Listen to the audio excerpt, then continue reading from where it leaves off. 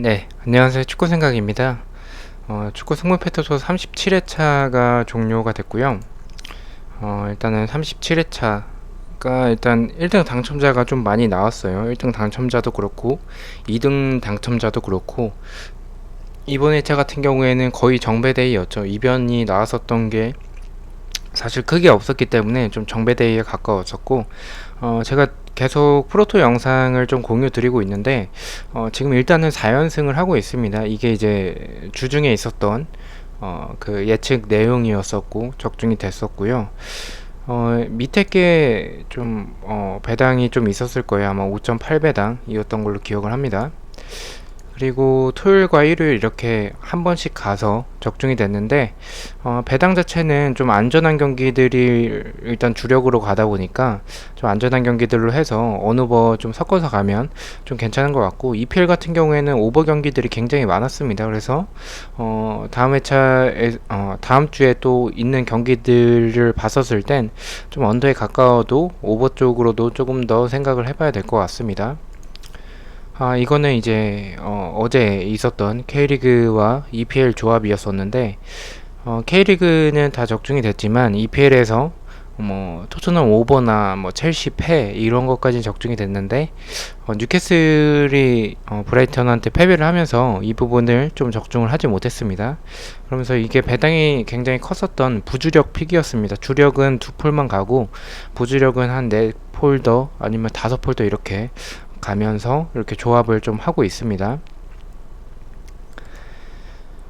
네, 이제 37회차 경기들 간단하게만 말씀을 드리겠습니다. K리그 같은 경우에는 38회차에 들어오지 않고 EPL 경기들과 그리고 분데스리가 조합으로 이렇게 들어오기 때문에 K리그는 일단 이번 주는 뭐 본 경기들도 있지만 동시간대 이루어졌고, 또한 이번 주에 이번 회차에서 들어오지 않는 K리그이기 때문에 좀 볼 필요가 없었던 팀 경기들 같은 경우에는 따로 보진 않았습니다.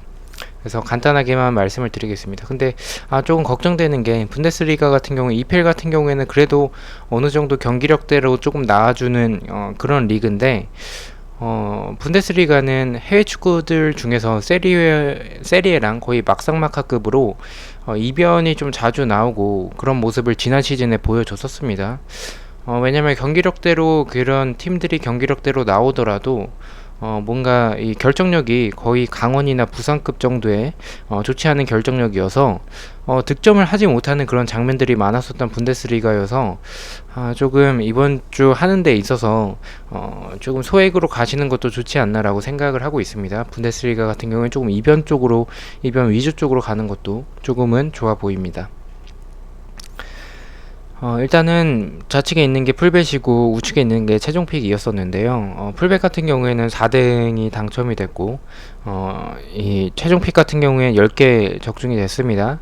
그래서 거의 이 틀 자체가 거의 비슷하기 때문에 아무래도 최종픽을 기반으로 해서 이제 그 독식픽과 섞은 픽이 풀벳이어서 이번 주는 풀벳이 성적이 더 좋았습니다.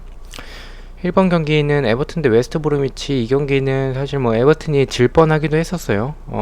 좀 선제골을 먹히고, 물론 역전을 하고 나서 조금 고전하는 모습들이, 압박에 고전하는 모습들이 굉장히 많았었는데, 웨스트 브로미치에서 깁스 선수가 퇴장을 당하면서 경기를 조금 쉽게 가져갔었던 에버튼이었고, 하메스는 이 그 방향 전환 패스를 하는 게 굉장히 좋습니다. 우측에서 이렇게 전환 패스를 했었을 때 좌측에는 히샬리송과 리카디뉴 선수가 있죠. 그래서 그런 부분에 있어서는 에버튼이 하메스를 킥력도 킥력이지만 잘 영입을 한 것 같다라는 생각이 있습니다.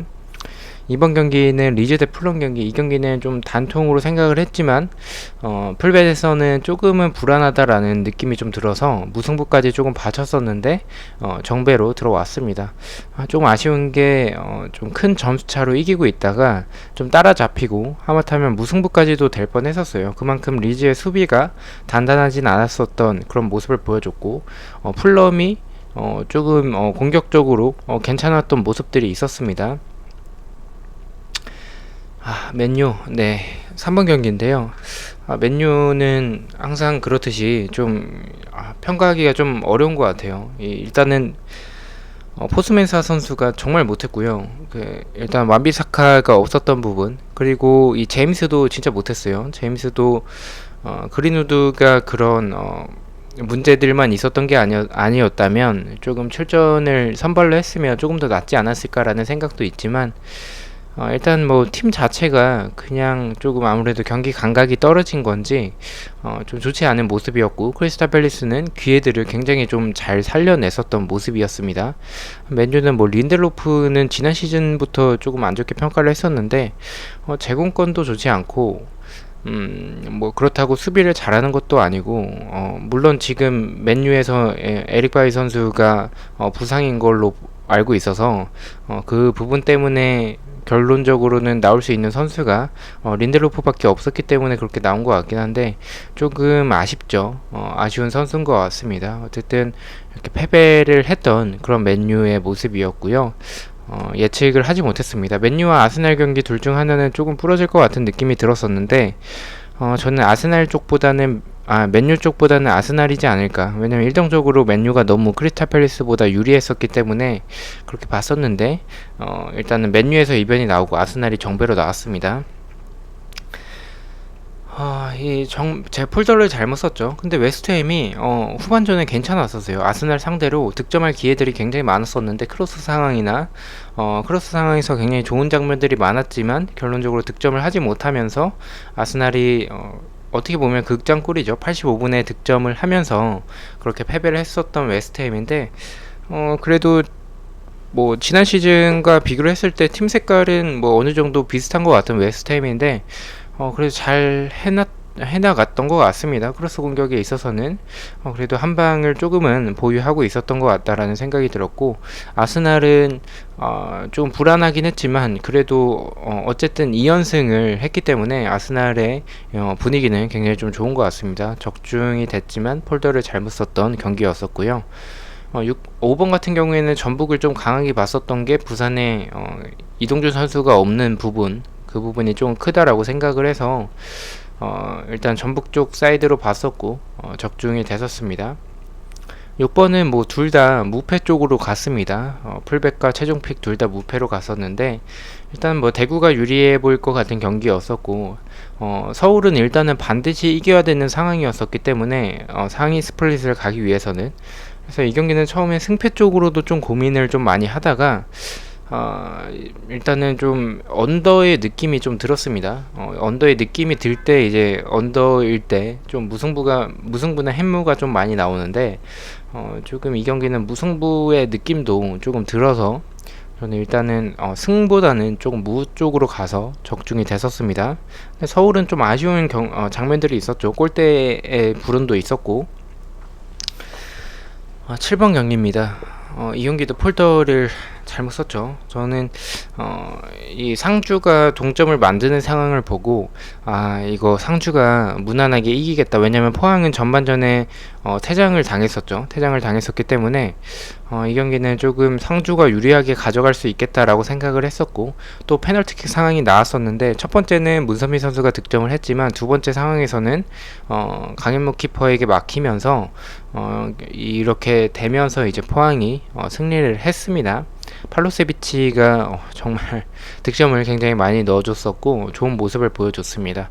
어쨌든 이 경기는 사실 최영준 선수가 없기 때문에 좀 포항이 불안하지 않을까. 뭐 일류첸코는 팔라시오스가 대체가 되지만 최영준을 대체할 자원이 있을까? 저는 개인적으로 고영준이나 이제 팔로세비치가 나오지 않을까라고 생각을 했는데, 오범석이 나오면서 제가 오범석이 이제 포항으로 오고 나서 부상으로 많은 경기를 출전하지 못했어서 오범석의 존재를 조금 잊고 있었습니다. 그래서 그 부분을 생각을 하지 못했었기 때문에 이 경기에서 조금 폴더를 조금 아깝게 쓰면서, 그래서 조금 아쉬웠던 경기였지 않았나라고 생각을 하고요. 8번은 일단 이 경기는 제가 완전히 예측을 못했어요.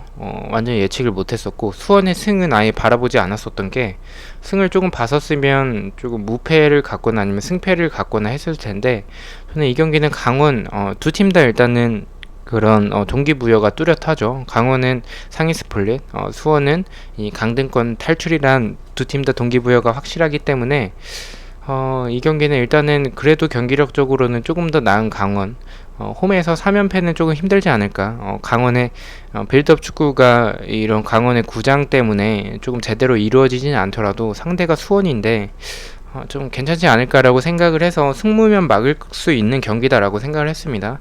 항상 말씀드리는 게 수원 같은 경우에는 이렇게 기대가 안 되는 경기에서 좀 이변을 많이 만들어내는 모습들이 있습니다. 하지만 강원의 투표율이 그렇게 몰린 경기는 아니어서 이 경기는 뭐 만약에 많이 몰렸으면 좀 수원 쪽도 생각을 했겠지만 몰리진 않았었어요.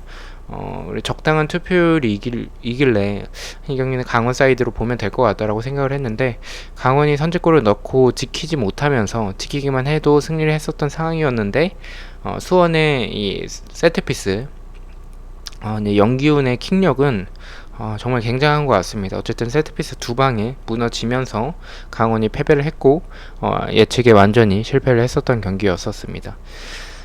9번 경기입니다. 성남대 광주. 이 경기는 뭐 다 단통으로 광주를 갔었기 때문에 조금 처음에는 이 경기를 좀 무승부 쪽으로 조금 더 고려를 했었습니다. 무승부 쪽으로 조금 더 고려를 했었고 그런 부분을 생각을 했었는데, 다음 주 주중에 FA컵이 있기 때문에 성남은 약간 나성호 선수를 조금 휴식을 주지 않을까라고 생각을 했지만 나성호 선수가 결론적으로 나왔습니다. 또한 광주 같은 경우에는 윌리안 선수가 이 복귀한다라는 점에 있어서는 굉장히 플러스 요인이지 않을까라는 생각이 있었습니다. 그래서 이 경기는 좀 광주의 단통으로 가도 될 것 같다. 광주는 또 상위 스플릿이란 동기부여가 있고 성남은 현실적으로 어렵고 다음 주 주중 FA컵을 노려야 되지 않을까라고 생각을 해서 일단 광주 승을 갔었고 적중이 됐습니다.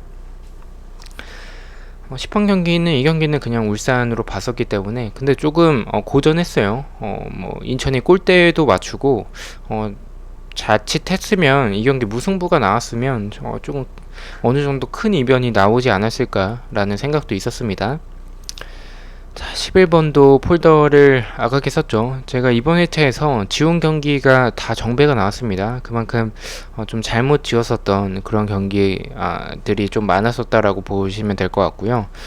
사우스햄튼 대 토트넘. 이 경기는 사실 지금 사우스햄튼의 경기력도 좋지 않지만 토트넘 역시 조금 좋지 않다라는 생각이 있었는데, 손흥민과 케인, 특히나 케인은 손흥민이 훨씬 더 좋은 모습들이 있었지만 그 케인의 패스가 굉장히 좋았습니다. 그렇게 측면으로 빠져주거나 아니면 조금 더 밑으로 내려와주고 그 공간들을 손흥민 선수가 침투하는 모습들이 있었는데, 정말 손흥민 어마어마한 그런 모습을 보여줬었고, 뭐 사우스햄튼은 어쩔 수 없는 것 같아요. 왜냐면 사우스햄튼은 이런 팀 그 스타일 자체가 전방에서부터의 강하게 좀 압박을 하는 스타일이기 때문에 전방에서부터 압박을 하는데 라인을 내릴 수가 없겠죠. 라인이 높기 때문에 그런 뒷공간을 맞는 거는 뭐 지난 시즌에도 그랬었고 항상 보여줬었던 부분인데, 손흥민이 있는데도 불구하고 그렇게 조금 라인을 많이 올린 거는 조금 아쉬운 판단이지 않았을까라는 생각이 있습니다.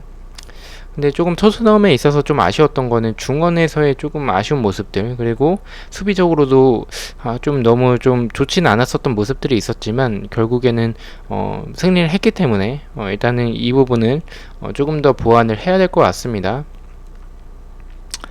12번 경기, 이 경기는 뉴캐슬 대 브라이튼의 경기였었는데요. 이것도 예상을 못했습니다. 예상을 아예 못했었고, 저는 조금 뉴캐슬 승으로 조금은 개인적으로 강하게 조금 봤었기 때문에 예측에 실패를 했었습니다. 경기를 봤는데 일단은 뉴캐슬도 못했고 브라이튼이 잘했습니다. 브라이튼이 잘했고 근데 일단은 뭐 초반에 페널티킥으로 득점을 하면서 경기를 조금 쉽게 가져갔었던 브라이튼이었었고, 뉴캐슬은 처음부터 조금 꼬였던 것 같습니다. 그리고 득점 찬스가 나왔을 때 득점을 해내지 못했었고, 브라이튼은 찬스들을 잘 살려냈었습니다. 그래서 이런 브라이튼의 많은 활동량과 이런 압박이나 그리고 뭐 크로스 공격에 조금 뉴캐슬이 고전을 하지 않았나라고 생각을 하고 있습니다. 예측에서 조금 아예 생각을 하지 않았었던 그런 픽이었었고요. 이번 회차 같은 경우에는 사실 뭐 4등이긴 한데 약간은 아쉬움이 없는 후회가 없는 게, 일단 제가 뭐 폴더를 다른 폴더, 지운 경기를 다른 폴더에 썼었더라도 맨유의 패와 강원의 패배, 뉴캐슬의 패배는 아예 제가 예측을 하지 않았었던 경기였었기 때문에 일단은 그런 부분에 있어서는 조금 아쉬움은 덜한데, 이런 경기들도 좀 맞춰야 되는 부분이 있는데 조금 더 노력을 하도록 하겠습니다. 첼시 대 리버풀, 이 경기는 뭐 베르너는 굉장히 좋았어요. 첼시에서 베르너는 굉장히 좋았지만 일단 첼시가 그 조금 차라리 그냥 골 먹히지, 거기서 그냥 퇴장을 당하면서 리버풀이 경기를 좀 쉽게 가져갔었고, 리버풀의 알칸타라 선수는 정말 원래도 제가 좀 좋아했었던 선수였었는데 정말 축구 도사인 줄 알았습니다. 너무 좀 쉽게 경기를 해나가는 모습들이 정말 좋았던 모습이었고, 리버풀의 중원 그리고 리버풀의 파비뉴의 수비도 굉장히 또 좋았었고, 리버풀은 좀 시즌 초반에 불안한 스타트지 않았나라는 생각이 있었는데 알칸타라 들어오고 나서 좀 이번 시즌도 또 우승 경쟁을 하겠다라는 생각이 있었습니다. 14번 경기입니다. 레스터 대 벌리 경기. 이 경기는 제가 최종 픽에서는 조금 무승부 쪽을 봤었어요. 왜냐면 레스터 쪽으로 투표율이 좀 많이 몰린 경기인데 레스터의 경기력이 엄청 좋았다라는 느낌은 아니었었기 때문에, 벌리의 이런 제공권에 좀 레스터에는 수비에 대한 부상자가 좀 있기 때문에 그런 부분을 본다면 벌리의 이런 세트피스나 크로스 공격에 조금 당할 가능성이 있다라고 생각을 했었는데, 벌리는 본인들의 플레이를 보여줬어요. 선제골을 넣었었고, 크로스 상황에서 우두 선수가 득점을 했습니다. 그리고 두 번째 골은 세트피스에서 또 득점을 했습니다. 벌리는 벌리 스타일대로 보여줬었고, 근데 벌리는 수비가 좀 불안한 부분이 있죠. 그래서 제가 일단은 무승부 쪽을 생각을 했다가 이 풀벳에서는 승으로 바꾼 게, 이 배당 쪽으로 무승부가 없는 배당이 나와서 좀 승패 쪽으로 나눠지는 배당이었어요. 그래서 그런 배당의 확률을 본다면 벌리의 승은 조금 생각하지 않았었기 때문에 레스터 승으로 갔었고, 그래서 풀벳에서는 적중이 됐지만 이 최종 픽에서는 적중에 실패를 했었습니다. 이번 주 일단은 EPL과 분데스리가인데, 일단 내일 EPL 경기들 다시 초안픽 준비해서 오도록 하겠습니다. 시청해주셔서 너무나도 감사드리고 구독과 좋아요 너무나도 감사합니다. 감사합니다.